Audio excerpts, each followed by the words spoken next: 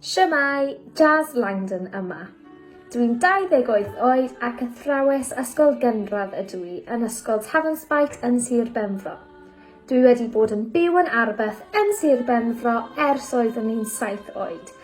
A does dim llawer o Gymraeg yn Sir Benfro, yn enwedig yn Arbeth yn gyffredinol.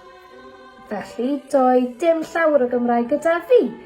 Tan 2 flynedd yn ôl, pan penderfynais i ddysgu Cymraeg ar y cwrs Cymraeg mewn blwyddyn ym Mhrifysgol y Drindod Dewi Sant yng Nghaerfyrddin. Dechreuais i y cwrs Cymraeg mewn blwyddyn yn mis Medi yn 2018. A cyn i fi ddechrau, doedd dim llawer o Gymraeg gyda fi o gwbl. Ond yn yr haf ar Awst y cyntaf, enillais i'r cystadleuaeth Dysgwr y Royal Amgen.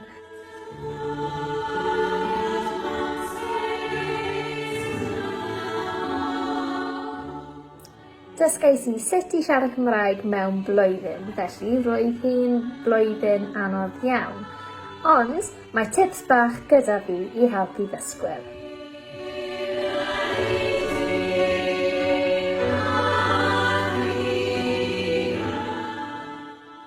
Rhif 1. Siaradwch, siaradwch, siaradwch. A sa'n gallu dweud hwnna yn ddigon uchel. Siaradwch. Defnyddiwch y Cymraeg sydd gyda chi o'r dechrau. Does dim ots am y camgymeriadau, does dim ots am neb arall, dim ond chi. Felly ewch amdani a jyst defnyddiwch y Cymraeg.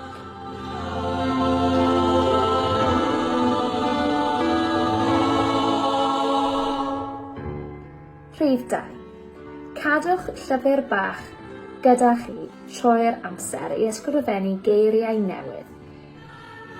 Tra eich bod chi'n siarad, rydych chi'n mynd i angen geiriau yn Gymraeg a dydych chi ddim yn mynd i gwybod popeth.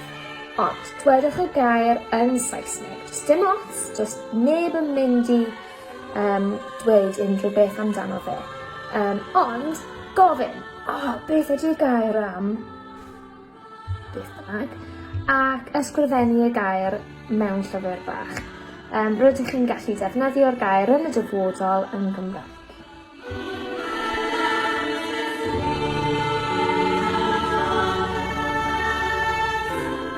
Rhif 3. Mae rhaid i chi newid eich iaith gyda phawb yn eich bywyd sy'n gallu siarad Cymraeg. Penderfynwch i siarad Cymraeg gyda nhw. Dechreuwch grŵp WhatsApp a defnyddiwch y Cymraeg sydd gyda chi trwy'r amser a peidiwch a slipo nôl mewn i Saesneg.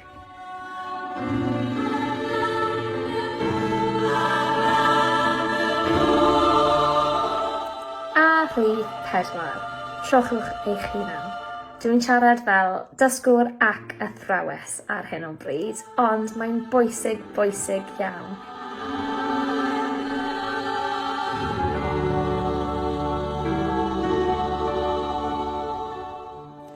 Un o'r pethau sydd wedi fy ysbrydoli i ydy cerddoriaeth. Dwi'n canu mewn côr o'r enw Bela Voce ac rydyn ni'n canu rhai o'n caneuon ni yn Gymraeg. Cyn i fi ddechrau dysgu Cymraeg, doeddwn ni ddim yn gallu deall am beth oeddwn ni'n canu, ond roeddwn ni'n gallu ynganu popeth, felly roeddwn ni'n iawn. Ond nawr, gyda dealltwriaeth, dwi'n gallu canu gyda mwy o ystyr, mwy o deimlad, ac mae hynny yn lot well. Dwi'n angerddol iawn am sut rydyn ni'n gallu defnyddio cerddoriaeth i ysbrydoli'r plant.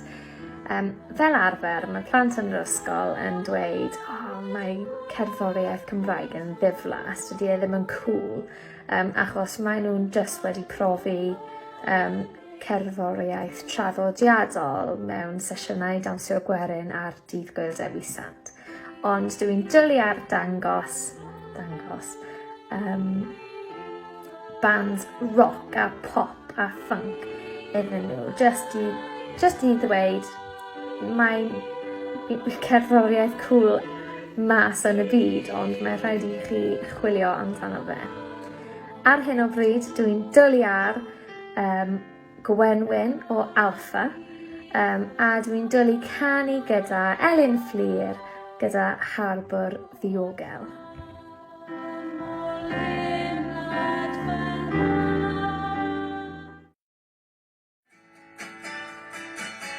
Mae 'na rhywbeth amdana ti, a fedra di egluro.